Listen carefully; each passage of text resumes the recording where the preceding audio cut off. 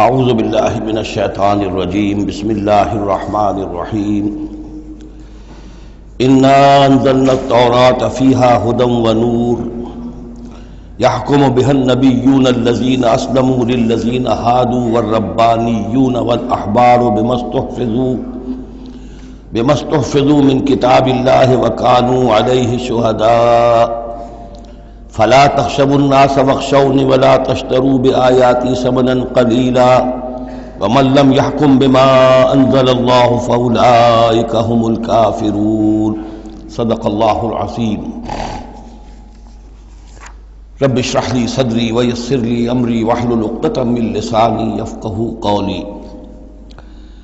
اللهم ربنا ألهمنا رشدنا وأعذنا من شرور أنفسنا اللہم وفقنا لما تحب وترضى آمین یا رب العالمین۔ سورہ مائدہ کا یہ 7واں رکوع جو اب ہم پڑھنے لگے ہیں اور جو حسن اتفاق سے 7 ہی آیات پر مشتمل ہے، یہ بھی قرآن حکیم کے بہت اہم مقامات میں سے ہے اور اس میں بہت سخت تہدید ہے، تنبیہ ہے، دھمکی ہے ان لوگوں کے لیے کہ جو کسی آسمانی شریعت پر ایمان کے دعوے دار ہوں اور پھر اس کے بجائے کسی اور قانون کے اوپر اپنی زندگی گزار رہے ہوں۔ قرآن حکیم میں عام طور پر، جیسا کہ میں مختلف مواقع پر نوٹ بھی کراتا رہا ہوں، طویل صورتوں میں کہیں تو 3 آیتوں کے چھوٹے گروپ آپ کو ملیں گے جو بہت جامع ہیں، جیسے سورہ آل عمران کی آیات 102، 103، 104 نہایت جامع۔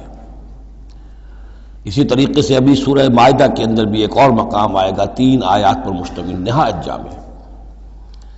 کہیں کہیں 7 آیتوں پر مشتمل مقامات ہوتے ہیں جو بہت جامع ہیں، جیسے 7 آیتیں سورہ بقرہ کے 5ویں رکوع کی کہ بنی اسرائیل سے خطاب میں جو ابتدائی انداز تھا دعوت کا، اس کے ضمن میں وہ بمنزلہ فاتحہ ہے۔ اسی طرح یہ مسلمان امتوں کے ضمن میں قانون شریعت کی تنفیذ اور اس کی جو اہمیت ہے، اور اگر اس پر عمل نہ کیا جائے تو اس کا اللہ تعالیٰ کی نگاہ میں کیا مقام ہے، اس مسئلے پر یہ اہم ترین مقام ہے، یہ اس کا یوں سمجھیے کہ ذروۂ سنام ہے۔ انا انزلنا التوراۃ، ہم نے ہی نازل فرمائی تھی تورات، فیہا ھدی ونور، اس میں ہدایت بھی تھی، نور بھی تھا۔ یحکم بها النبیون، اس کی بدولت یا اس کے ذریعے سے فیصلہ کرتے تھے انبیاء کرام، الذین اسلموا، ظاہر بات ہے وہ تمام جو انبیاء کرام تھے وہ خود بھی اللہ کے فرما بردار تھے، للذین ھادوا، ان لوگوں کے درمیان کہ جو یہودی ہوئے، یعنی یہودیوں کے لیے یہ شریعت تھی تورات، اور انبیاء کرام جیسا کہ میں نے حدیث آپ کو سنائی ہے، کانت بنی اسرائیل تسوسہم الانبیاء، کہ بنی اسرائیل کی سیاست اور حکومت کا معاملہ جو ہے، انتظام و انصرام انبیاء کے ہاتھ میں ہوتا تھا، تو ظاہر بات ہے وہی فیصلے کرتے تھے۔ یحکم بها النبیون الذین اسلموا، فیصلے کرتے تھے ان کے ذریعے سے وہ انبیاء کے جو خود اللہ کے فرما بردار تھے یہودیوں کے معاملات میں، اور فیصلے کرتے تھے والربانیون، اور جو ان میں درویش ہوتے تھے، اللہ والے ہوتے تھے، علماء ہوتے تھے، علماء حق، والاحبار، اور علماء، ربانیون کہنا چاہیے زیادہ، اللہ والے یعنی جو صوفیہ ہمارے ہاں مثلا اولیاء اللہ، اور احبار علماء کے لیے ہے، بما استحفظوا من کتاب اللہ، بسبب اس کے کہ ان کو نگران بنایا گیا تھا، ان سے حفاظت طلب کی گئی تھی اللہ کی کتاب کی، یعنی اللہ کی کتاب کی حفاظت کا ذمہ دار بنایا گیا تھا علماء کو کہ تمہیں اس کی حفاظت کرنی ہے، وَكَانُوا عَلَيْهِ شُهَدَاءَ، اور وہ اس پر گواہ تھے، فَلَا تَخْشَوُا النَّاسَ وَاخْشَوْنِي، تو ان سے کہہ دیا گیا تھا کہ تم اللہ سے مت ڈرو، مجھ سے ڈرو، تم لوگوں سے مت ڈرو، مجھ سے ڈرو، وَلَا تَشْتَرُوا بِآيَاتِي ثَمَنًا قَلِيلًا، اور میری آیات کو حقیر سی قیمتوں پر فروخت نہ کرو، یعنی تورات ہے، اس کا قانون ہے، اس کے مطابق فیصلے کرو، لوگوں کو پسند ہو یا ناپسند ہو، اس سے بالکل تمہارا کوئی سروکار نہیں ہونا چاہیے، تمہیں تو دیکھنا چاہیے کہ حق کیا ہے۔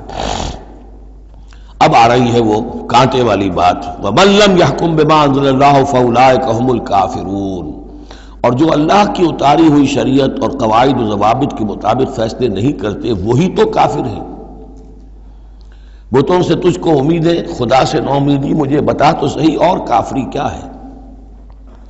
وَكَتَبْنَا عَلَيْهِمْ، اور ہم نے لکھ دیا تھا ان کے ذمے، واجب کر دیا تھا ان پر، فیہا اس کتاب میں، تورات میں، ان نفس بالنفس، کہ جان کے بدلے جان ہوگی، والعین بالعین، آنکھ کے بدلے آنکھ، والانف بالانف، ناک کے بدلے ناک، والاذن بالاذن، کان کے بدلے کان، والسن بالسن، دانت کے بدلے دانت، والجروح قصاص، اسی طریقے سے زخموں کا بدلہ بھی ہوگا برابر کا۔ فمن تصدق به فهو کفارۃ اللہ، پھر جو کوئی اس کو معاف فرما دے تو یہ اس کے گناہوں کا کفارہ بن جائے گا۔ یعنی کوئی شخص قصاص نہیں لیتا، کسی نے اس کا کان کاٹ دیا، اب وہ جواباً کان کاٹنے کا حقدار ہے، لیکن اگر وہ معاف کر دیتا ہے تو اپنے بہت سے گناہوں کا کفارہ بنا لے گا۔ یا یہ کہ وہ شخص جس نے جرم کیا تھا جب اسے معاف کر دیا گیا تو پھر اس کے ذمے سے گناہ جو ہے وہ دھل گیا۔ وَمَن لَّمْ يَحْكُم بِمَا أَنزَلَ اللَّهُ فَأُولَٰئِكَ هُمُ الظَّالِمُونَ، اب دوسری مرتبہ دہرا کر بات آئی، اور جو فیصلہ نہیں کرتے اللہ کی اتاری ہوئی شریعت کے مطابق تو وہی تو ظالم ہے۔ اور ظالم یہاں بمانی مشرک، ان الشرک لظلم عظیم، ایک قانون اللہ کا ہے، ایک قانون انسانوں کا ہے، ایک رواج کا ہے، ایک رومن لا ہے، ایک فلاں ہے، ایک پاکستانی قانون ہے۔ اب آپ فیصلے کس کے تحت کر رہے ہیں؟ اللہ کے قانون کے تحت یا کسی اور کے تحت؟ گویا کہ اب آپ نے اللہ کے قانون کے ساتھ ساتھ کسی اور کے قانون کو مان لیا، یہی شرک ہے۔ وَقَفَّيْنَا عَلَىٰ آثَارِهِمْ بِعِیسیٰ ابْنِ مریم، پھر ان کے نقش قدم پر ہم نے بھیجا عیسیٰ ابن مریم کو، مصدقا لما بین یدیہ من التوراۃ، وہ آئے تصدیق کرتے ہوئے اس کی جو ان کے سامنے موجود تھا تورات میں سے، وآتیناہ الانجیل، اور ہم نے انہیں انجیل عطا کی ہے، فیہ ھدی و نور، اس میں بھی ہدایت بھی تھی، نور بھی تھا، ومصدقا لما بین یدیہ من التوراۃ، اور وہ تصدیق کر رہی تھی وہ انجیل بھی اس کی جو تورات میں سے اس کے سامنے موجود تھا، وہدی و موعظۃ للمتقین، اور وہ ہدایت تھی، رہنمائی تھی، اور موعظہ تھی، نصیحت تھی تقوی والوں کے لیے۔ وَلْيَحْكُمْ أَهْلُ الْإِنجِيلِ بِمَا أَنزَلَ اللَّهُ فِيهِ، اور چاہیے کہ انجیل کے ماننے والے فیصلہ کریں اسی کے مطابق جو انجیل میں ہے۔ وَمَن لَّمْ يَحْكُمْ بِمَا أَنزَلَ اللَّهُ فَأُولَٰئِكَ هُمُ الْفَاسِقُونَ، اور جو لوگ نہیں فیصلے کرتے اللہ کے اتارے ہوئے احکام اور قوانین اور شرائع کے مطابق تو وہی تو فاسق ہیں، وہی تو سرکش ہیں، وہی تو ناہنجار ہیں۔ اب یہ ایک رکوع میں 3 مرتبہ دہرا کر یہ الفاظ آئے، وَمَن لَّمْ يَحْكُم بِمَا أَنزَلَ اللَّهُ فَأُولَٰئِكَ هُمُ الْكَافِرُونَ وَمَن لَّمْ يَحْكُم بِمَا أَنزَلَ اللَّهُ فَأُولَٰئِكَ هُمُ الظَّالِمُونَ وَمَن لَّمْ يَحْكُم بِمَا أَنزَلَ اللَّهُ فَأُولَٰئِكَ هُمُ الْفَاسِقُونَ۔ اب اس کو سامنے رکھیے، اور دنیا میں جو مسلمان ممالک ہیں، کتنے مسلمان ہیں جن میں کہ اسلام کا پورا نظام قائم ہو؟ کتنے ملک ہیں؟ کہاں ہے کہ جہاں اسلام کی شریعت اور قرآن کی شریعت نافذ ہو؟ تو گویا کہ ہم اگرچہ انفرادی اعتبار سے مسلمان ہیں لیکن نظام جو ہے ہمارا وہ کافرانہ ہے۔ اب تیسرے نمبر پر وَأَنزَلْنَا إِلَيْكَ الْكِتَابَ بِالْحَقِّ مُصَدِّقًا لِمَا بَيْنَ يَدَيْهِ، اور اب اے نبی صلی اللہ علیہ وسلم ہم نے آپ پر کتاب نازل فرمائی حق کے ساتھ، یہ بھی تصدیق کرتے ہوئے آئی ہے ان دونوں کی جو اس کے سامنے موجود ہیں، من الکتاب، کتاب میں سے، وَمُهَيْمِنًا عَلَيْهِ، اب البتہ یہ ان کی نگران بن کر آئی ہے، یعنی یہ کہ ان کے اندر جو تحریفیں ہو گئی تھی اب ان کی تصحیح اس کے ذریعے سے ہو رہی ہے، یہ بتائے گی، اور یہ گویا کہ اب وہ کسوٹی ہے کہ اس پر پرکھا جائے گا، تورات کی کوئی شے اس کے خلاف ہے تو گویا کہ وہ محرف شے ہے۔ فَحْكُم بَيْنَهُم بِمَا أَنزَلَ اللَّهُ، تو اب آپ کا فرض بھی یہی ہے کہ ان کے درمیان فیصلہ کیجئے اسی شریعت کے مطابق، قانون کے مطابق جو اللہ نے نازل فرمائی۔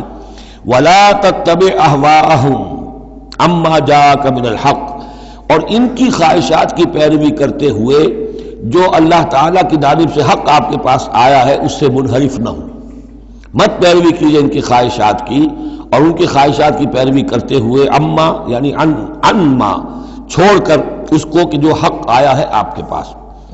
لِكُلٍّ جَعَلْنَا مِنْكُمْ شِرْعَةً وَمِنْهَاجًا، تم سب کے لیے ہم نے ایک شریعت، ایک دستور اور ایک طریقہ کار جو ہے وہ طے کر دیا۔ یہ آیت بڑی اہم ہے، جہاں تک تو شریعت کا تعلق ہے تو یہ تو پہلے سے بہت واضح بات ہے، سب کو معلوم ہے۔ شریعت موسوی شریعت محمدی میں فرق ہے، صلی اللہ علیہ وسلم علیہ الصلوۃ والسلام۔ منہاج میں بھی فرق ہے، اس پر توجہ جو ہے اکثر و بیشتر جیسی ہونی چاہیے ہوتی نہیں ہے۔ مثلاً یہ کہ حضرت موسیٰ علیہ السلام کے منہاج میں ہم یہ دیکھتے ہیں کہ وہ ایک مسلمان امت کے لیے بھیجے گئے تھے۔ وہ امت جو کہ دبی ہوئی تھی، پسی ہوئی تھی، اس میں اخلاقی خرابیاں بھی تھیں، اس میں اور بھی دینی اعتبار سے ضعف بھی تھا، زوال بھی تھا، لیکن وہ آل فرعون کے ظلم و ستم کا تختہ مشق بنی ہوئی تھی۔ تو حضرت موسیٰ علیہ السلام کی بعثت میں یہ چیز بھی شامل تھی کہ ایک بگڑی ہوئی مسلمان امت کو کافروں کے تسلط سے، ان کے غلبے سے بچائے۔ اس کا ایک خاص طریقہ کار ہے جو اللہ تعالیٰ نے انہیں عطا فرمایا۔ حضرت عیسیٰ علیہ السلام بھی ایک مسلمان قوم کے اندر مبعوث کیے گئے، یہودیوں میں، وہ مسلمان تھے، اور ان میں یہ ہے کہ علماء کے اندر بہت سا فتور پیدا ہو چکا تھا، بڑا فساد آ چکا تھا، اخلاقی، روحانی، ان کے معاشرے کے اندر گراوٹ تھی، دین کے صرف ظاہری احکام اور دین کے صرف قانونی اور ظاہری پہلو کے اوپر توجہ رہ گئی تھی، مقاصد دین، روح دین جو ہے وہ نگاہوں سے اوجھل ہو گئی تھی۔ تو اس اعتبار سے حضرت مسیح علیہ السلام کے لیے اللہ تعالیٰ نے ایک خاص منہاج جو ہے، خاص طریقہ کار انہیں عطا فرمایا۔ محمد الرسول اللہ صلی اللہ علیہ وسلم کو بھیجا گیا جو بالکل مشرک تھے، ان پڑھ تھے، کسی نبی کے نام سے بھی ناواقف تھے سوائے حضرت ابراہیم کے، اور وہ بھی نبی کی حیثیت سے نہیں، اپنی جد امجد کے طور پر، کوئی شریعت نہیں، کوئی کتاب نہیں، ضلوا ضلالا بعیدا، ان میں بھیجا گیا، اور ان میں سے آپ نے اپنی دعوت اور تبلیغ کے ذریعے سے ایک عظیم جماعت برپا کی صحابہ کرام کی، اس کو حزب اللہ بنایا، ایک پارٹی بنایا، اور پارٹی بنا کر پھر انہوں نے کفر اور شرک کے خلاف، اور ائمۃ الکفر جو ہے، کفر کے جو رہنما تھے اور جو سربراہ تھے، ان کے خلاف جہاد کیا، قتال کیا، اور بالآخر اللہ کے دین کو قائم کیا۔ یہ منہاج ہے محمد الرسول اللہ صلی اللہ علیہ وسلم کا۔ تو لِكُلٍّ جَعَلْنَا مِنْكُمْ شِرْعَةً وَمِنْهَاجًا، ہم نے سب کے لیے ایک شریعت اور ایک طریقہ کار، ایک منہاج، ایک منہج عمل جو ہے وہ معین کیا۔ وَلَوْ شَاءَ اللَّهُ لَجَعَلَكُمْ أُمَّةً وَاحِدَةً، اللہ چاہتا تو تم سب کو ایک ہی امت بنا دیتا، وَلَكِنْ لِيَبْلُوَكُمْ فِي مَا آتَاكُمْ، لیکن اللہ کی حکمت اس کی متقاضی ہوئی کہ جس کو جو کچھ دیا گیا ہے، اب اس کے حوالے سے اس کو آزمائے۔ اب ہمارے لیے اصل اسوہ حضرت موسیٰ نہیں ہے، اصل اسوہ حضرت عیسیٰ نہیں ہے۔ لَقَدْ كَانَ لَكُمْ فِي رَسُولِ اللَّهِ أُسْوَةٌ حَسَنَةٌ، تمہارے لیے اے مسلمانوں اسوہ ہے اللہ کے رسول محمد صلی اللہ علیہ وسلم کی ذات مبارکہ میں۔ حضرت عیسیٰ نے شادی نہیں کی، ہمارے لیے اسوہ نہیں ہے۔ حضور نے تو فرمایا النکاح من سنتی، ساتھ ہی فرمایا من رغب عن سنتی فلیس منی۔ تو معاملہ یہ ہے کہ وہ اللہ کے نبی تھے، ان کے لیے جو بھی طریقہ اللہ نے سمجھا، مناسب سمجھا، وہ ان کو عطا کیا، لیکن ہمارے لیے جو ہے وہ منہاج نبوی ہے، وہ منہج انقلاب نبوی ہے، جس کا کہ گہرا شعور ہم پیدا کریں، اور اسی کو پھر لے کر چل کر، اور اسی طور سے جس طور سے کہ حضور نے اللہ کے دین کو برپا کیا، قائم کیا، غالب کیا، پہلے نظام برپا کیا، پھر قانون نافذ کیا، تو اسی طریقے سے ہم اس کی کوشش کریں۔ فاستبقوا الخیرات، تو تم نیکیوں میں ایک دوسرے سے آگے نکلنے کی کوشش کرو۔ الی اللہ مرجعکم جمیعا، تم سب کا لوٹنا ہے اللہ ہی کی طرف۔ فینبئکم بما کنتم فیہ تختلفون، تو وہ تمہیں جتلا دے گا ان چیزوں کے بارے میں جن میں تم اختلاف کرتے رہے تھے۔ وَأَنِحْكُمْ بَيْنَهُمْ، پھر دوبارہ حضور سے تاکید کے ساتھ دوبارہ کہا، اور فیصلہ کیجئے ان کے مابین، بما انزل اللہ، اس شریعت کے مطابق جو اللہ نے اتاری ہے۔ ولا تتبع اہواءہم، اور ان کی خواہشات کی پیروی نہ کیجیے۔ آج ہم کن کی خواہشات کی پیروی کر رہے ہیں؟ جو بھی ہمارے سیاسی ذمہ دار ہیں، جو بھی نمائندے ہیں، جو چاہتے ہیں قانون بناتے ہیں، بیٹھ کر ایک دن میں جو چاہے حکم لگا دیں، فیصلہ کر دیں، ہم ان کے پابند ہیں۔ ہم تو ان کی پیروی کر رہے ہیں، اللہ کے حکم کی پیروی تو نہیں کر رہے، اللہ یہ کہ ایک زبردست تحریک اٹھائیں، زبردست جماعت بنائیں، طاقت بنائیں، قربانیاں دیں، جانیں دیں، اور اس کے بعد یہ کہ نظام بدلے اور اللہ کے دین کو قائم کریں۔ یہاں حضور سے کہا جا رہا ہے کہ آپ ان کی خواہشات کی پیروی نہ کیجیے۔ وَأَنِحْكُمْ بَيْنَهُمْ بِمَا أَنزَلَ اللَّهُ وَلَا تَتَّبِعْ أَهْوَاءَهُمْ وَاحْذَرْهُمْ أَن يَفْتِنُوكَ عَن بَعْضِ مَا أَنزَلَ اللَّهُ إِلَيْكَ، اور ان سے بچتے رہیے، بی آن دی گارڈ، آپ اپنی حفاظت کیجئے، ایسا نہ ہو کہ یہ بچلا دے آپ کو ان چیزوں سے کہ جو اللہ تعالیٰ نے آپ کی طرف نازل کی ہے۔ دباؤ رہے گا، ہر طرف کا پریشر آئے گا، لیکن آپ کو کھڑے رہنا ہے اس شریعت پر کہ جو اللہ تعالیٰ نے آپ پر نازل فرمائی ہے۔ فَإِن تَوَلَّوْا، پھر اگر وہ روگردانی کریں، فعلم تو جان لیجئے انما یرید اللہ ان یصیبہم ببعض ذنوبہم کہ اللہ تعالیٰ انہیں ان کے بعض گناہوں کی سزا دینا چاہتا ہے۔ یہ ہے کانپنے والا مقام۔ اگر ہم اپنے اس ملک کے اندر اسلام کو قائم نہیں کرتے اور ہماری ساری کوشش کے باوجود وہ نہیں ہو رہا تو اس کے کیا معنی ہے؟ اللہ کے عذاب کا کوئی کوڑا مقدر ہو چکا ہے۔ وَإِن تَوَلَّوْا فَاعْلَمْ أَنَّمَا يُرِيدُ اللَّهُ أَن يُصِيبَهُم بِبَعْضِ ذُنُوبِهِمْ، اگر وہ پیٹھ موڑ لیں، انکار کریں تو جان لو کہ اللہ تعالیٰ در حقیقت ان کے گناہوں کی پاداش میں کوئی پکڑ اور کوئی ان بطش ربک لشدید کے مصداق کوئی سزا انہیں دینا چاہتا ہے۔ وَإِنَّ كَثِيرًا مِّنَ النَّاسِ لَفَاسِقُونَ، اور اس میں تو کوئی شک ہی نہیں ہے کہ لوگوں میں اکثر جو ہیں، بہت سے لوگ وہ فاسق ہیں، نافرمان ہیں۔ أَفَحُكْمَ الْجَاهِلِيَّةِ يَبْغُونَ، تو کیا یہ جاہلیت کے فیصلے چاہتے ہیں؟ جاہلیت کہتے ہیں اس دور کو جو حضور کی بعثت سے قبل کا دور ہے۔ تو کیا اب بھی یہ دستور، ہمارا دستور، ہماری روایات، ہماری ریت، اس کے فیصلوں پر چلنا چاہتے ہیں؟ جیسے کہ مسلمان زمیندار کھڑا ہو کر انگریز کی عدالت میں کہا کرتا تھا کہ ہمیں اپنی وراثت کے مقدمات کے فیصلوں میں شریعت کا فیصلہ نہیں چاہیے، ہمیں رواج کا چاہیے، مسلمان کہتے تھے۔ افحکم الجاہلیت یبغون، تو کیا یہ جاہلیت کا حکم چاہتے ہیں؟ ومن احسن من اللہ حکما لقوم یوقنون، تو اللہ تعالیٰ کے حکم و فیصلے سے بہتر کس کا حکم ہو سکتا ہے؟ لیکن کن کے حق میں؟ جو یقین رکھنے والے ہوں۔ اللہم ربنا اجعلنا منہم، ہمیں اللہ تعالیٰ اس یقین اور ایمان حقیقی کی دولت سے سرفراز فرمائے۔ یا ایھا الذین آمنوا لا تتخذوا اليہود والنصارى اولیاء، اہل ایمان یہود اور نصارہ کو اپنے حمایتی اور پشت پناہ نہ بناؤ۔ بعضهم اولیاء بعض، وہ خود ایک دوسرے کے، ان میں سے بعض کے پشت پناہ ہیں، مددگار ہیں۔ اس کے بارے میں حال ہی میں نے رائے ظاہر کی ہے کہ یہ در حقیقت پیشین گوئی تھی جو اس دور میں آ کر پوری ہوئی ہے۔ جب قرآن نازل ہوا ہے تب تو صورت وہ تھی جو ہم پڑھ آئے ہیں کہ اغرینا بینہم العداوۃ والبغضاء الی یوم القیامہ، ہم نے تو ان کے مابین دشمنی اور بغض پیدا کر دیا، دشمنی رہی ہے شدید ان کی آپس میں، اور کچھ تو خون ہوتا رہا ہے۔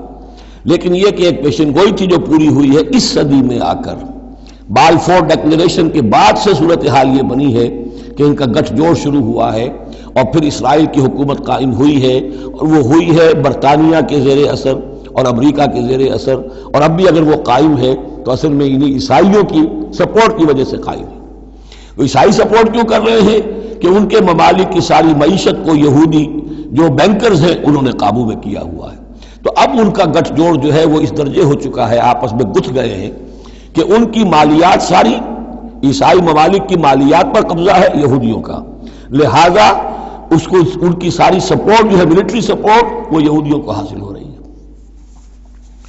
یا ایھا الذین آمنوا لا تتخذوا اليہود والنصارى اولیاء، مت بناؤ یہودیوں اور عیسائیوں کو اپنے حمایتی اور پشت پناہ، بعضهم اولیاء بعض، وہ ایک دوسرے کے مددگار ہیں۔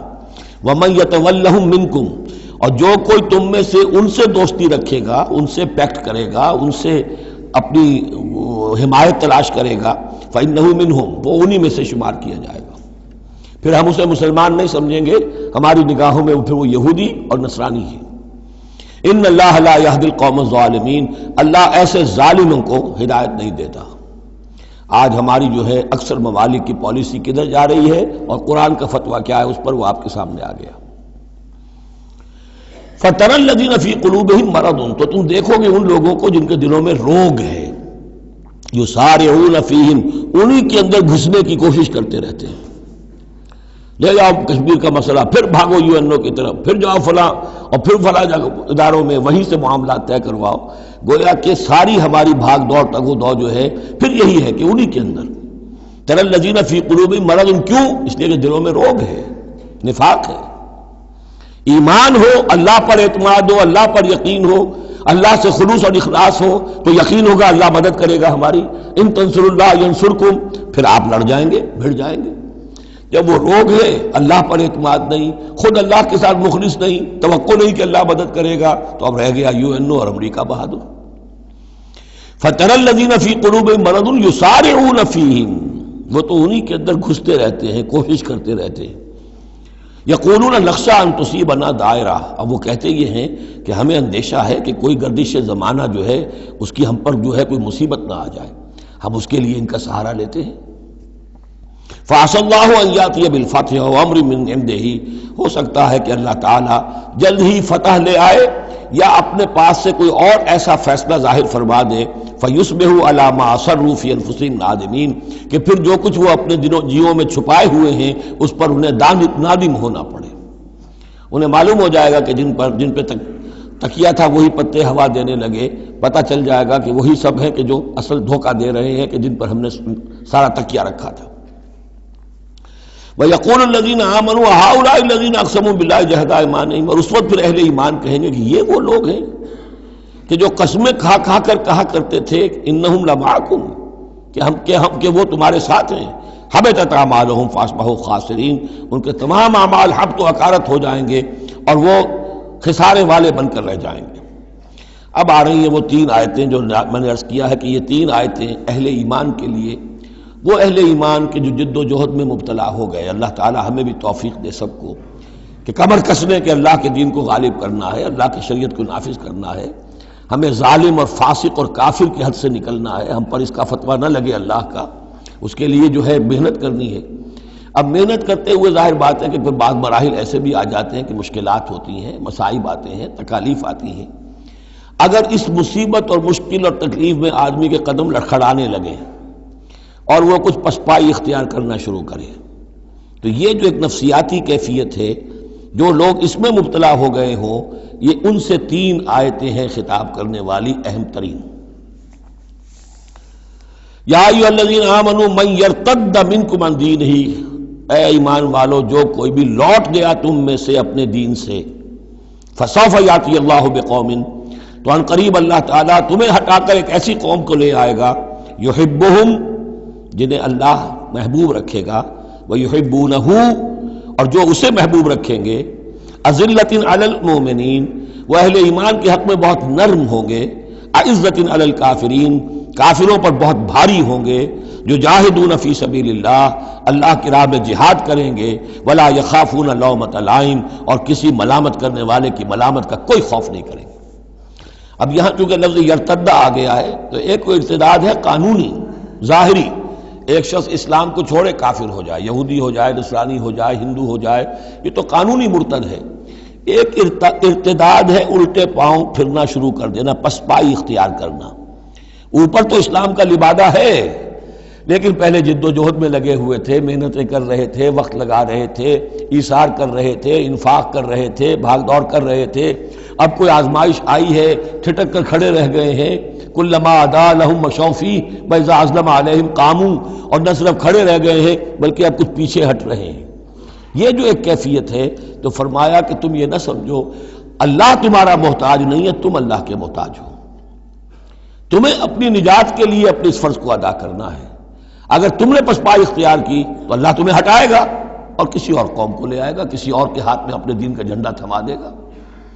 یا ایھا الذین آمنوا من یرتد منکم عن دینہ فسوف یاتی اللہ بقوم، اللہ لے آئے گا کسی اور قوم کو، یحبہم، اب یہ جو تین جوڑے آئے ہیں، اللہ ان سے محبت کرے گا، وہ اللہ سے محبت کریں گے۔ اللہم ربنا اجعلنا منہم، اہل ایمان کے حق میں بہت نرم ہوں گے، ہو حلقہ یاراں تو بریشم کی طرح نرم، اور رزم حق و باطل ہو تو فولاد ہے مومن، عزت علی الکافرین، کافروں پر بہت سخت ہوں گے۔ یہی بات آئی ہے پھر سورہ فتح کے اندر بھی، اشداء علی الکفار رحماء بینہم، آپس میں بہت رحیم اور شفیق، کفار پر بہت سخت۔ تیسرا جوڑا یجاہدون فی سبیل اللہ، اللہ کی راہ میں جہاد کریں گے، ولا یخافون لومۃ لائم، ان کے رشتہ دار، ان کے دوست کہیں گے کیا ہو گیا، دماغ خراب ہو گیا تمہارا، تم فینیٹک ہو گئے ہو، تمہیں اولاد کا خیال نہیں، تمہیں اپنی مستقبل کی فکر نہیں، ان کی پرواہ نہیں کریں گے۔ پھیرا نہیں واپس کوئی فرمان جنوں کا، اور تنہا نہیں لوٹی کبھی آواز جرس کی، خیریت جاں راحت تن صحت داماں، سب بھول گئی مصلحتیں اہل ہوس کی۔ اس راہ میں جو سب پہ گزرتی ہے سو گزری، تنہا پس زندہ کبھی رسوا سر بازار، کڑکے ہیں بہت شیخ سرے گوشہ منبر، اور برسے ہیں اور گرجے ہیں بہت اہل حکم برسر دربار۔ چھوڑا نہیں غیروں نے کوئی ناوی کے دشنام، چھوٹی نہیں اپنوں سے کوئی طرز ملامت۔ اپنوں سے کوئی طرز ملامت، چھوڑا نہیں غیروں نے کوئی ناوی کے دشنام، چھوٹی نہیں اپنوں سے کوئی طرز ملامت، اس عشق نہ اس عشق پہ نادم ہے مگر دل، ہر داغ ہے اس دل میں بجز داغ ندامت۔ ذالک فضل اللہ یؤتیہ من یشاء، یہ کردار ہے، یہ جوڑے جو ہیں تین دو دو لفظوں کے جوڑے، دو دو ترکیبیں ہیں، ان کو اچھی طرح ذہن نشین کریں اور دعا مانگیں اللہ سے، اللہ ہمیں اس کردار کو عملاً اختیار کرنے کی توفیق دے۔ ذالک فضل اللہ یؤتیہ من یشاء، یہ اللہ کا فضل ہے، وہ دیتا ہے جس کو چاہتا ہے، واللہ واسع علیم، اللہ بہت وسعت رکھنے والا ہے، یعنی اللہ کے فضل کے خزانوں میں کمی نہیں ہے۔ اگر تم اپنے بھائیوں کو، دوستوں کو، عزیزوں کو، ساتھیوں کو، رفیقوں کو دیکھتے ہو کہ اللہ کا بڑا فضل ان پر ہوا ہے، کیسے کیسے انہوں نے مرحلے سر کر لیے، کیسی کیسی بازیاں جیت لی ہیں، تو اللہ سے فضل تلاش کرو، اللہ تمہیں بھی ہمت دے گا، اس لیے کہ اس دین کے کام میں اس قسم کا رشک جو ہے وہ پسندیدہ ہے۔ حضرت عمر کو تھا نا خیال، کیونکہ ایک خاص وقت میں اس وقت ان کے پاس دولت کافی تھی، جب غزوہ تبوک کے لیے حضور نے کہا ہے کہ انفاق کرو، انہوں نے سوچا کہ آج میں ابو بکر سے بازی لے جاؤں گا، اس لیے کہ آج کل کاروباری لوگوں کے پاس کبھی وہ ہوتی ہے کیش جو ہے، نقد سامان کچھ ہوتا ہے، کبھی نہیں ہوتا، سارا معاملہ کریڈٹ پہ گیا ہوا ہے، لیکن یہ کہ اس وقت ان کے پاس تھا تو انہوں نے کہا کہ آج تو میں بازی لے جاؤں گا، لیکن حضرت ابو بکر جو کچھ تھا وہ سب لے آئے اور حضرت عمر آدھا لے کر آئے تھے، تو حضرت عمر نے کہا میں نے جان لیا ابو بکر سے آگے کوئی نہیں بڑھ سکتا۔ تو اس معاملے میں فاستبقوا الخیرات، نیکیوں میں، خیر میں، بھلائی میں ایک دوسرے سے آگے نکلو۔ انما ولیکم اللہ ورسولہ، تمہارا ولی تو اصل میں اللہ ہے، اس کا رسول ہے، تمہارا دوست، پشت پناہ، حمایتی، رازدار جو ہونے چاہیے اللہ نمبر ایک، رسول نمبر دو، والذین آمنوا، اور اہل ایمان۔ کفار سے، یہود سے، نصارہ سے، ہندوؤں سے، کسی اور سے دلی دوستی یہ ایمان کے منافی ہے۔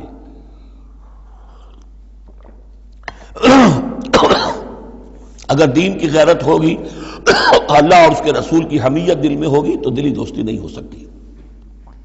انما ولیکم اللہ ورسولہ والذین آمنوا، الذین، اور یہ اہل ایمان کون سے اہل ایمان؟ میرے اور آپ جیسے اہل ایمان نہیں، وہ اہل ایمان الذین یقیمون الصلاۃ ویؤتون الزکاۃ وہم راکعون، جو نماز قائم رکھتے ہیں، زکوٰۃ دیتے ہیں جھک کر۔ یہاں راکعون کا مطلب یہ ہے کہ رکوع کرتے ہیں، وہ صحیح نہیں ہے، یہ زکوٰۃ دینا اس لیے کہ ہم پڑھ چکے ہیں سورہ بقرہ میں کہ سب سے بڑھ کر انفاق فی سبیل اللہ کا مستحق کون ہے؟ للفقراء الذین احصروا فی سبیل اللہ، وہ لوگ کہ جو اللہ کے دین میں ہمہ وقت ہمہ لگ گئے ہیں، ان کے پاس اپنی معاش کے لیے وقت نہیں ہے، وہ ہے سب سے بڑھ کر مستحق۔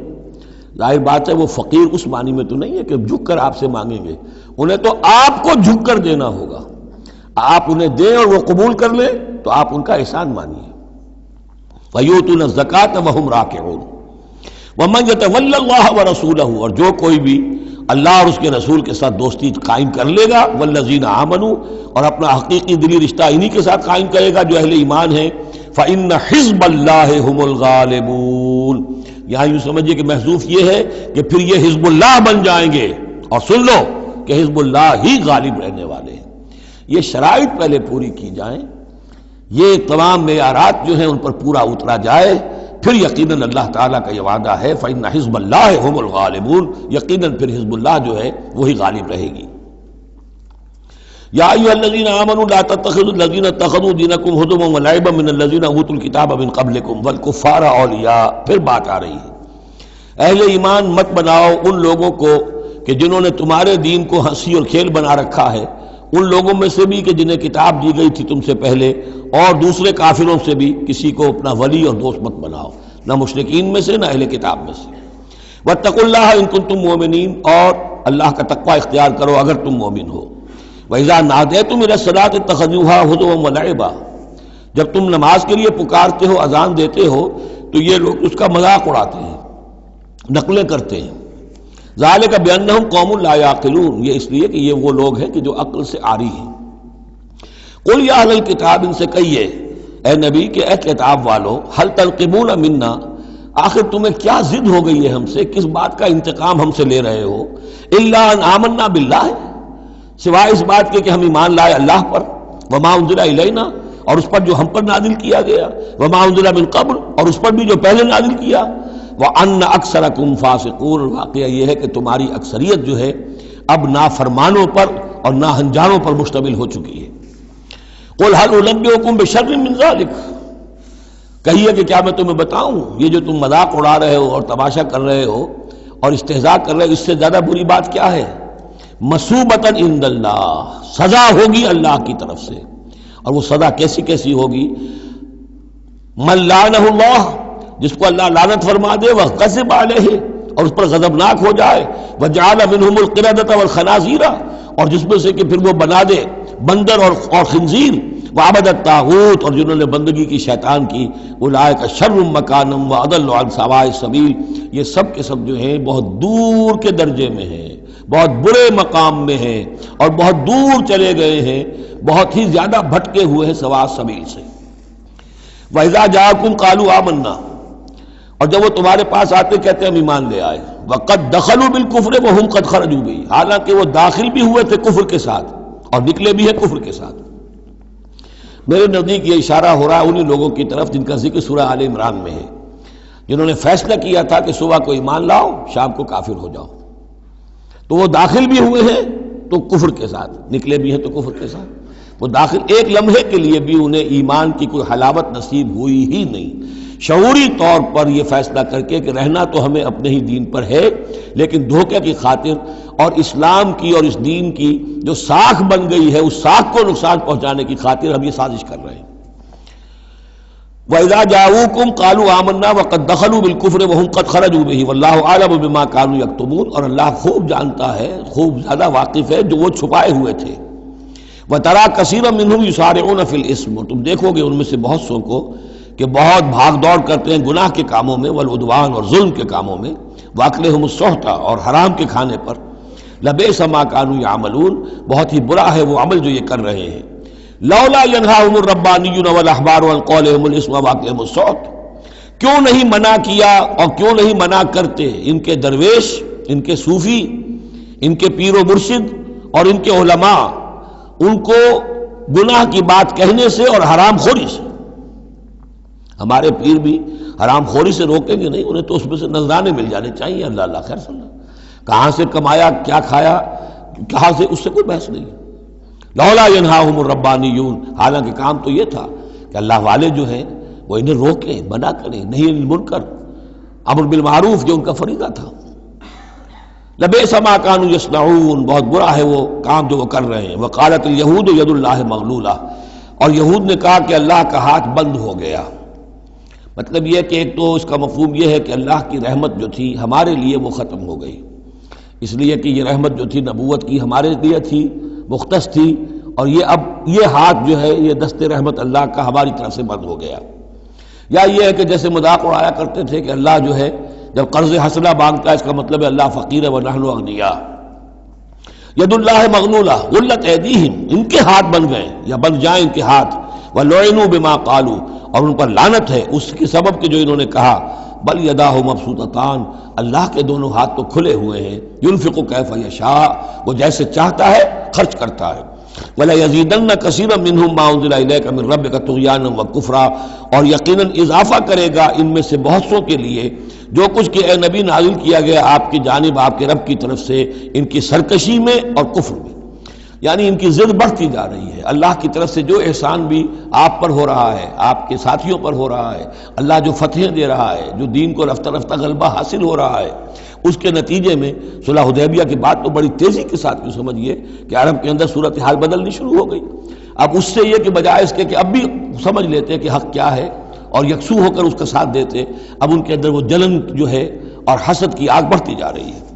وَأَلْقَيْنَا بَيْنَهُمُ الْعَدَاوَةَ وَالْبَغْضَاءَ إِلَىٰ يَوْمِ الْقِيَامَةِ، اور ہم نے ان کے مابین قیامت تک کے لیے دشمنی اور بغض ڈال دیا ہے۔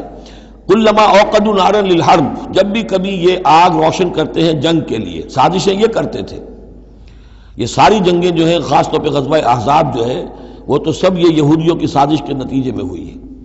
لہذا یہ سب کو ادھر ادھر جا کر سفارتیں بھیج کر لوگوں کو جمع کرتے تھے، تم آؤ باہر سے حملہ کرو، ہم اندر سے جو ہے تمہاری مدد کریں گے۔ تو یہ گویا کہ آگ بھڑکاتے رہتے ہیں جنگ کی۔ کلما اوقدوا نارا للحرب، جب کبھی بھی وہ کوئی آگ روشن کرتے ہیں آگ کی جنگ کی، اطفا اللہ، اللہ تعالیٰ اس کو بجھا دیتا ہے۔ وَيَسْعَوْنَ فِي الْأَرْضِ فَسَادًا، اور پھر بھی یہ زمین میں فساد بچانے کے لیے بھاگ دوڑ کرتے رہتے ہیں. وَاللَّهُ لَا يُحِبُّ الْمُفْسِدِينَ، اور اللہ ایسے مفسدوں کو پسند نہیں کرتا. وَلَوْ أَنَّ أَهْلَ الْكِتَابِ آمَنُوا، اگر اہل کتاب ایمان لے آتے، وَاتَّقَوْا، اور تقوی کی روش اختیار کرتے، لَكَفَّرْنَا عَنْهُمْ سَيِّئَاتِهِمْ، ہم ان سے ان کی برائیوں کو دور کر دیتے. وَلَأَدْخَلْنَاهُمْ جَنَّاتِ النَّعِيمِ، اور ہم لازماً انہیں داخل کرتے نعمتوں والے باغوں میں. وَلَوْ أَنَّهُمْ، اب یہ آیت ذرا نوٹ کیجئے اس لیے کہ یہاں پر اپنے آپ کو بھی رکھ کر سوچئے گا. وَلَوْ أَنَّهُمْ أَقَامُوا التَّوْرَاةَ وَالْإِنْجِيلَ وَمَا أُنزِلَ إِلَيْهِمْ مِنْ رَبِّهِمْ لَأَكَلُوا مِنْ فَوْقِهِمْ وَمِنْ تَحْتِ أَرْجُلِهِمْ، اگر انہوں نے قائم کیا ہوتا تورات کو اور انجیل کو اور جو کچھ کے نازل کیا گیا ان کی طرف، ان کے رب کی طرف سے، یہ کھاتے اپنے اوپر سے بھی اور اپنے قدموں کے نیچے سے بھی. یعنی ہم نے تورات دی تھی تو اس لیے دی تھی کہ ایک تو رکوع آ چکا 7واں رکوع کہ وہ فیصلے سارے کیے جائیں تورات کے مطابق. اس سے اگلی بات کیا ہے؟ تورات کے نظام کو قائم کرو. ایک تو جھگڑا ہے، مقدمہ ہے، فیصلہ کرنا ہے، وہ بھی کرنا ہے شریعت کے مطابق. ایک یہ کہ قائم کرنا ہے پورے اس نظام کو جو تورات نے دیا ہے، پورے اس نظام کو جو قرآن نے دیا ہے، اس کو قائم کرنا ہے.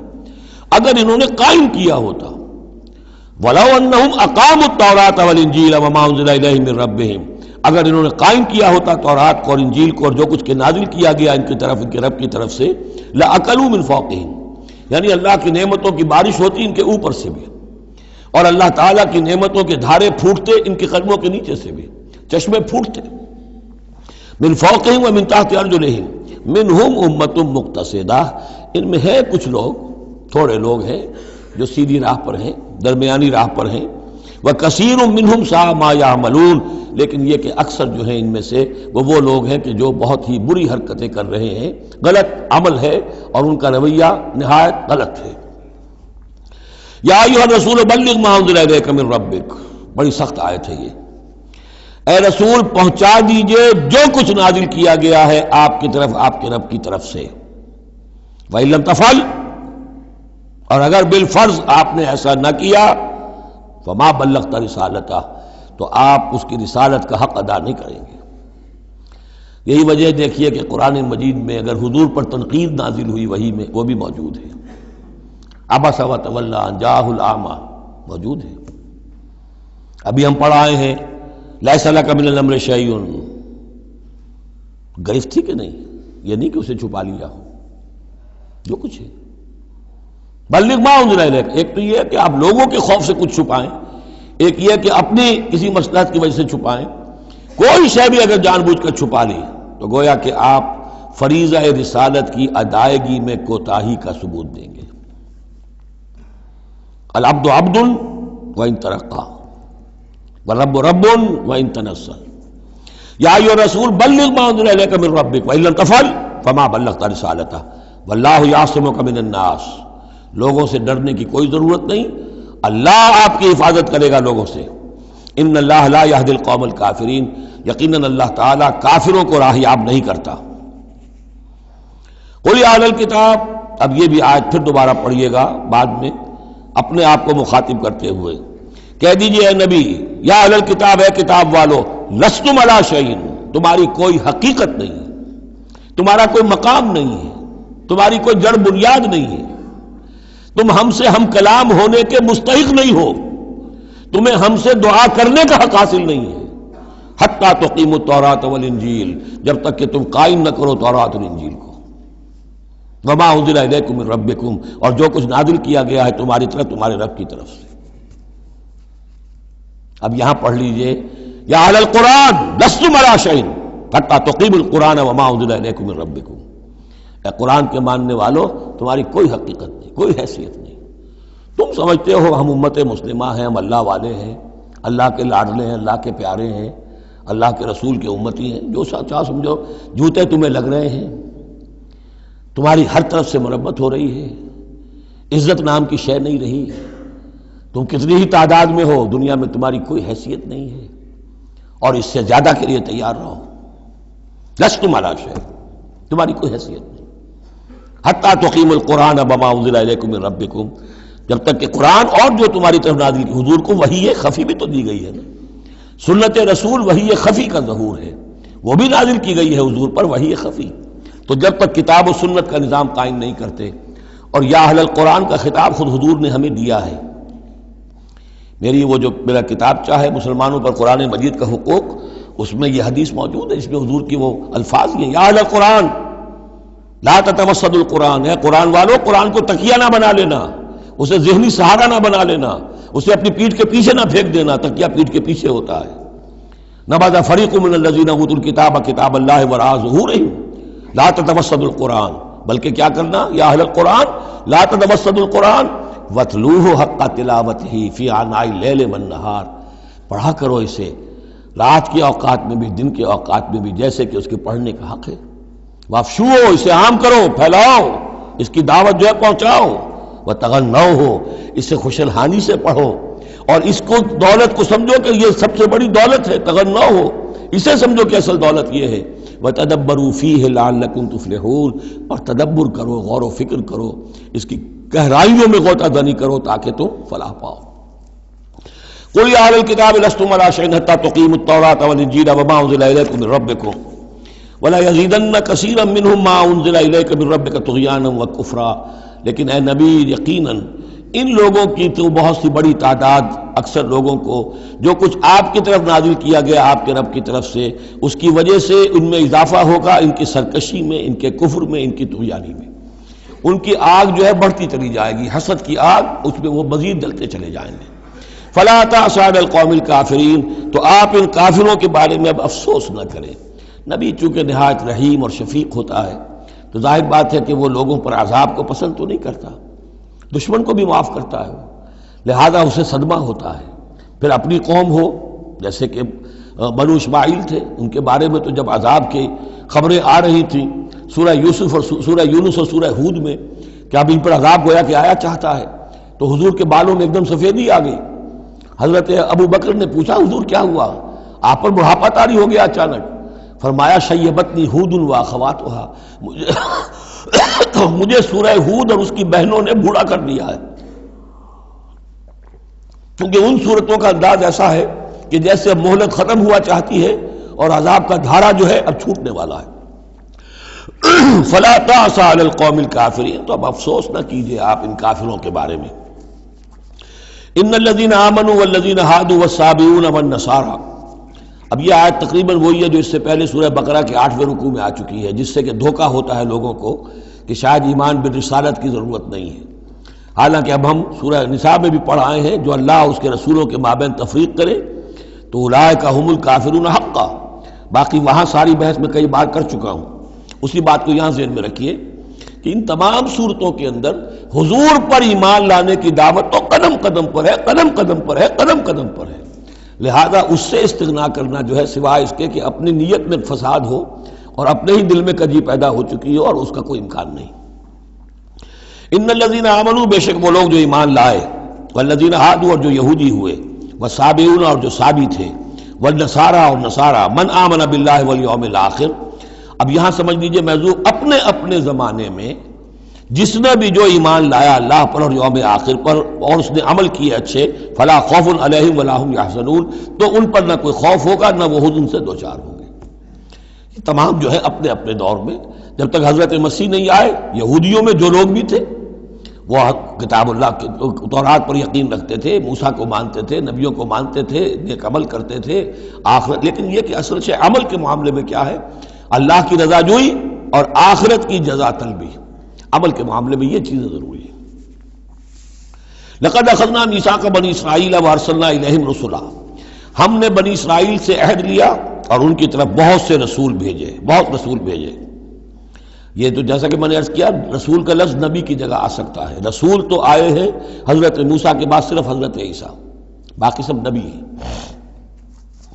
ہم نے بہت سے نبی بھیجے، کلما جاءہم رسول بما لا تہوی انفسہم، جب بھی کبھی ان کے پاس کوئی نبی یا رسول آیا وہ چیز لے کر جو ان کے جیوں کو نہیں بھائی، پسند نہ آئی، فریقاً کذبوا، ایک جماعت کو تو انہوں نے صرف جھٹلانے پر اتفاق کی، وہ فریقاً یقتلون، اور کچھ لوگوں کو وہ قتل بھی کرتے رہے۔ وحسبوا اللہ تکون فتنۃ، اور انہوں نے سمجھا کہ اس پر کوئی پکڑ نہیں آئے گی، کوئی عقوبت نہیں ہوگی، ہم پر کوئی سرزنش نہیں ہوگی، فعموا وصموا، تو وہ بہرے بھی ہو گئے، اندھے بھی ہو گئے۔ ثم تاب اللہ علیہم، اللہ نے بھی فوراً نہیں پکڑا، انہیں مہلت دی، ان کو توبہ کی جو ہے وہ مہلت دی، موقع دیا۔ ثم عموا وصموا، نتیجہ یہ ہوا کہ وہ اور اندھے ہو گئے اور بہرے ہو گئے، بڑھتے چلے گئے۔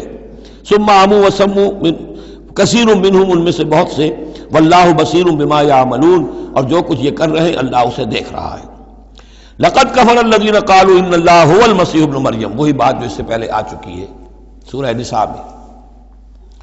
یقیناً کفر کیا ان لوگوں نے جنہوں نے کہا کہ اللہ ہی ہے مسیح ابن مریم، یعنی اللہ ہی نے یہ لبادہ اوڑھ لیا ہے مسیح کی شخصیت کا۔ وقال المسیح، جبکہ مسیح نے تو یہ کہا تھا یا بنی اسرائیل، اے بنی اسرائیل، اے یعقوب کی اولاد، اعبدوا اللہ ربی و ربکم، بندگی اور پرستش کرو اللہ کی جو میرا بھی رب ہے تمہارا بھی رب ہے۔ انہ من یشرک باللہ فقد حرم اللہ علیہ الجنہ، یقیناً جو اللہ کے ساتھ شرک کرے گا اللہ نے اس پر جنت کو حرام کر دیا ہے۔ ومأواہ النار، اور اس کا ٹھکانہ آگ ہے۔ وما للظالمین من انصار، اور ظالموں کے لیے کوئی مددگار نہیں ہوں گے۔ لقد کفر الذین قالوا ان اللہ ثالث ثلاثہ، اب یہ دوسری شکل تھی۔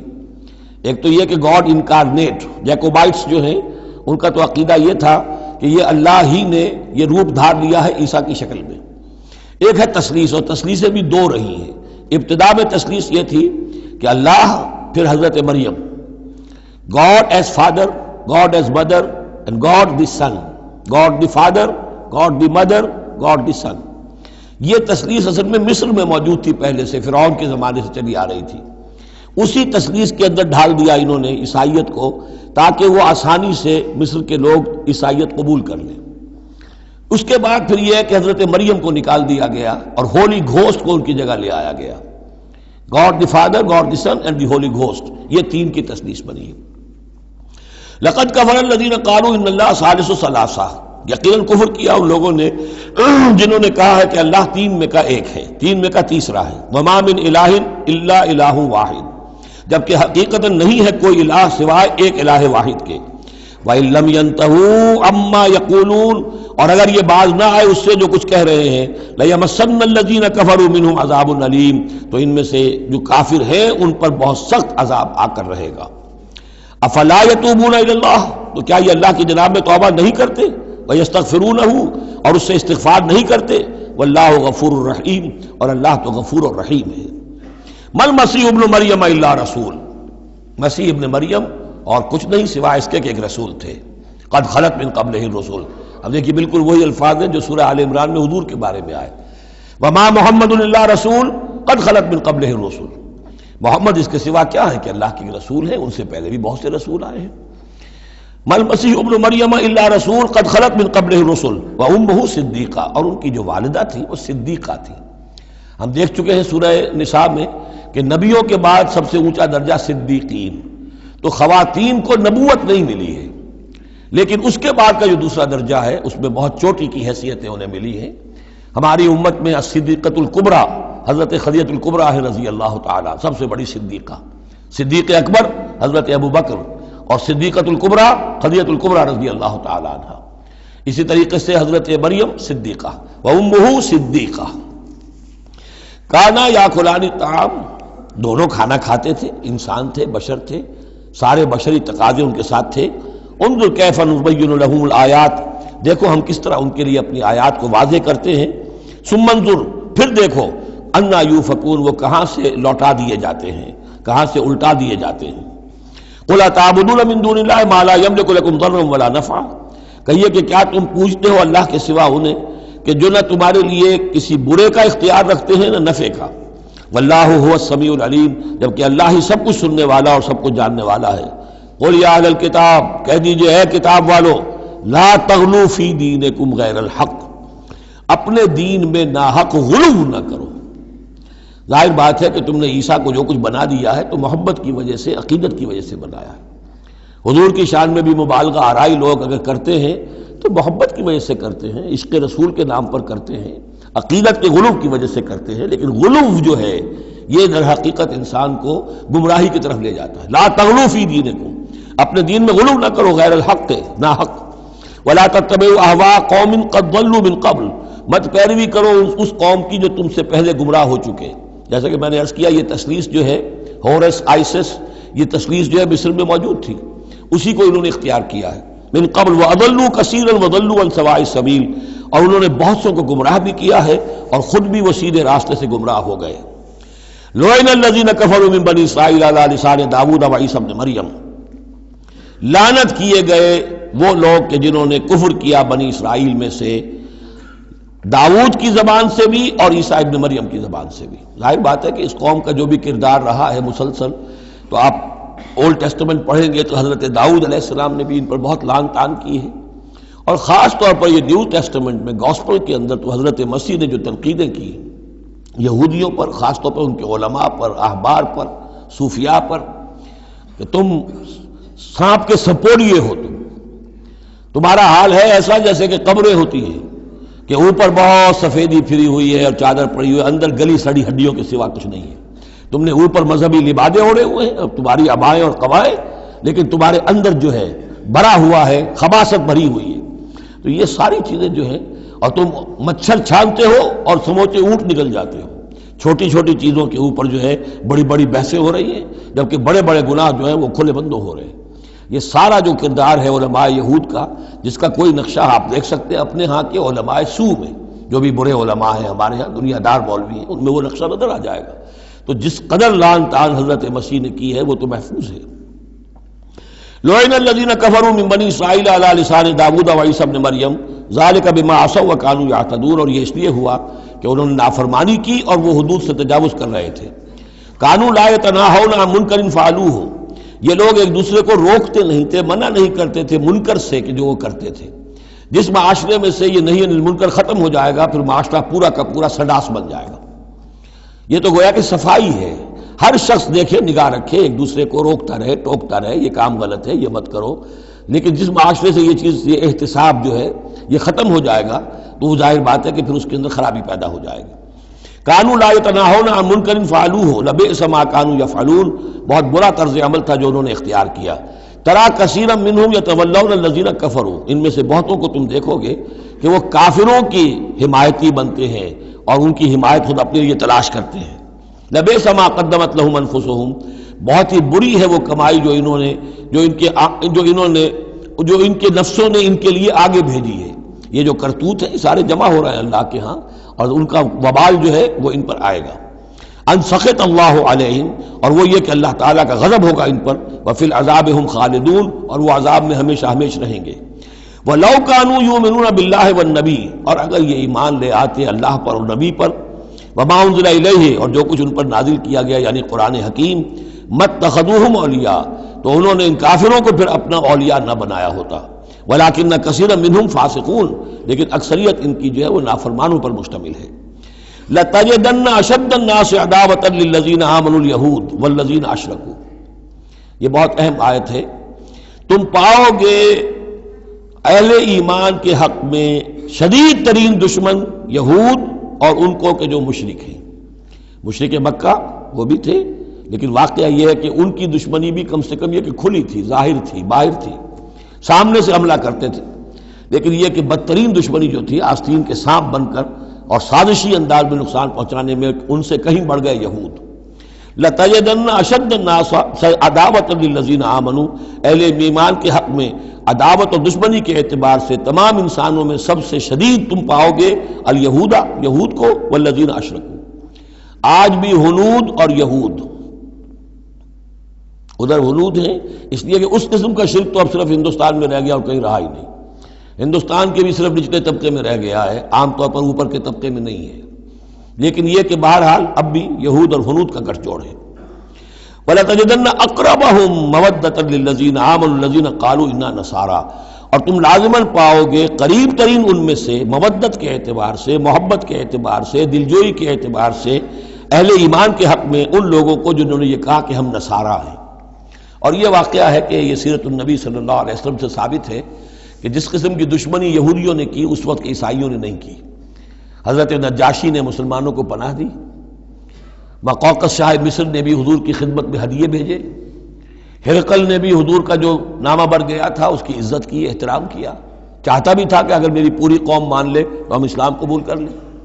نجران کے عیسائی آئے، مان کر تو نہیں گئے، لیکن یہ کہ وہ میں آپ کو بتا چکا ہوں کہ بڑے بھائی نے چھوٹے کو ڈانٹا اور کہا کہ یہ تو ہے تو وہ نبی ہی، ہم نہیں، لیکن ہم کیا کریں، ہمارے پاؤں میں جو ہے وہ سونے کی زنجیریں پڑی ہوئی ہیں رومی بادشاہوں کی طرف سے، ہمارے یہ اعزازات اور مفادات ختم ہو جائیں گے۔